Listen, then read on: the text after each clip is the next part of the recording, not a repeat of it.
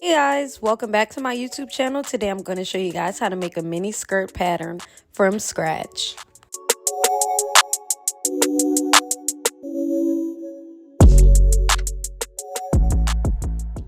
Okay guys, to make your own pattern, you'll need duct tape, scissors, 4 stretch weight fabric, and copy paper. You can use butcher paper and you don't have to use copy paper, but I prefer copy paper better than the butcher paper, so you don't have to tape everything together and all of that.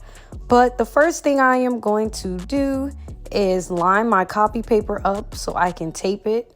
I do like the copy paper, guys, because it really is stronger than the butcher paper.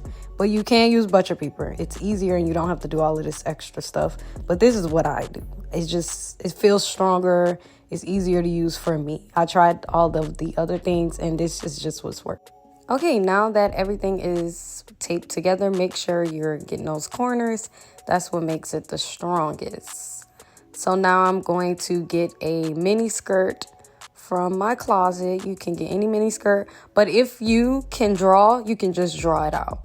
But honestly, I like to have something sometimes, but sometimes I do just draw things out because I can sketch a little bit with pencil, not on the iPad. I know my iPad sketches are ugly, but I am showing you guys an easier way to do it. As you can see, I just traced it with the pencil. Get you a little number 2 pencil, and now I am just cutting it out.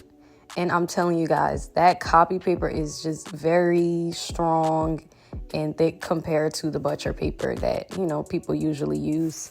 So now I am taking my 4-way stretch fabric that I did get from Joann's for like $2. You can get it from Walmart for $2 as well, whichever you choose, but make sure it's 4-way stretch.